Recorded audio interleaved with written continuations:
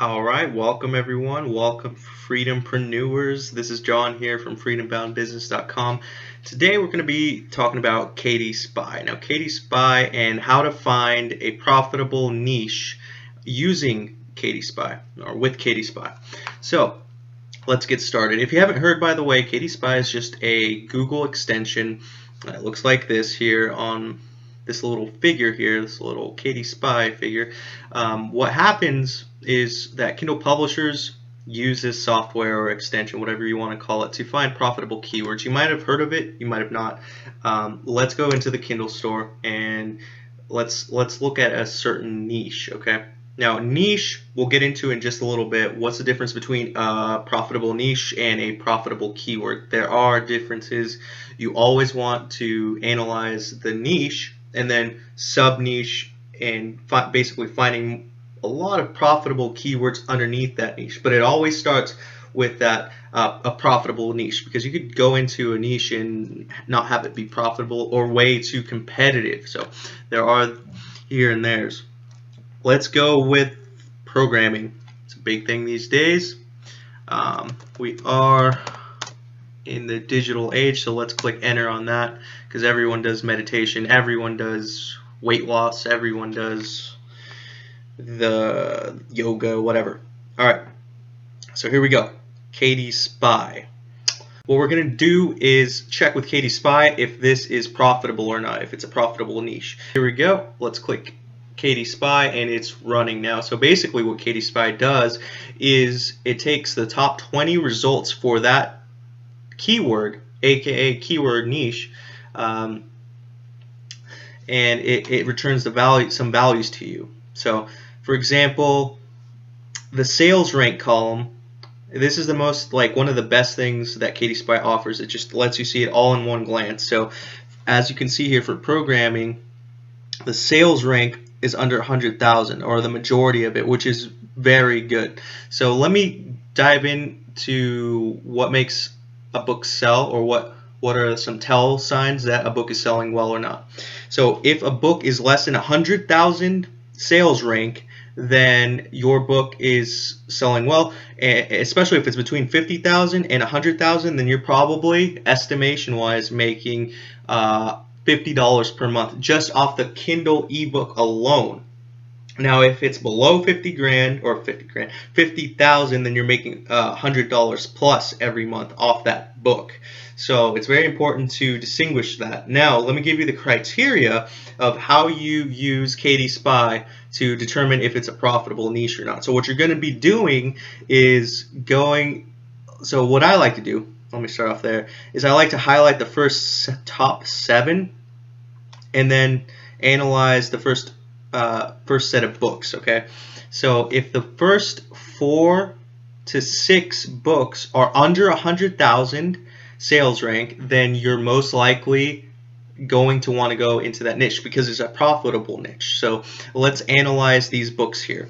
As you can see, these do have programming in their title, so that's what they're ranking for. They're ranking for this niche. These are some beautiful keywords. So the top 5 are profitable, and none of them are priced at $0 or perma-free. And it's, yeah. So this is a good niche to go get into. The next step I would take is finding profitable keywords within this niche, but that's for a later video. So what KDSpy does is it gives you the average sales rank. So these are the features. Now we're going to get into some features. The average sales rank, there's the average monthly revenue, the average price. Now this right here, this column is the monthly revenue, of course, and it's not something you should pay a great deal of attention to just because it's not that accurate. There's the average number of reviews. Now that is quite the, that's something you should pay attention to, is what I'm trying to say. So 12, 103, 101, 42, 20. So let's say we selected the first 6, right? So maybe this guy, the one with 20 reviews, that's somebody you can probably knock off, or maybe even this 42. You could do the 73 and even the hundreds if you really wanted to, and the 12. But the higher you go, the competition of reviews is, the more you're going to have to gather. Okay, so that's that for KDSpy's features, the most important ones, or at least the criteria of finding a profitable niche. As you can see, it gives you the page amount, the price. I tend to ignore anything more than $6. I try to stick with the $2.99s. Those are what I sell my books at. You can play around with this, of course, but you'll get a more accurate result of what's a profitable niche if you match your prices at $2.99, or look out for those. There is these three little bubbles down here, indicators of profitability, competition, potential. You know, I've taken a few Kindle courses, and from my experience as well, these they're not great indicators. The criteria that I gave to you will do. It's good enough, trust me. Now, let's go into some more features because I forgot about these guys, my bad. So there are keyword analysis. So this is basically something that lets you take a look at these in more depth. So as you can see, it colors the ones that are very different than the other ones. So the green, for example, it just highlighted because it's low. Look, low reviews, low page numbers. So this is something somebody you can knock off. Of course, there's more things you can look for, like when it was published and the cover and the title, but we're not going to get into that in this video. It's just about KDSpy. We're focusing on KDSpy. So overall, take a look at the first 6. You don't want to go any more than that because the first 6 are the ones that sell the most. So pay attention to those, and if you can knock one of those guys off, then good for you. You found out how to market your shit better, basically. Alright, so word cloud. This is another good tool. So it basically gives you the top 5 words used in the titles for this niche. Okay, so programming, of course, is used the most. Java is the second one, then learn. So learn how to use blah blah blah. Then there's Python and HTML. So a lot of people want to learn Java, for example. And then there's those are the important features. I'll let you guys play around with the other ones.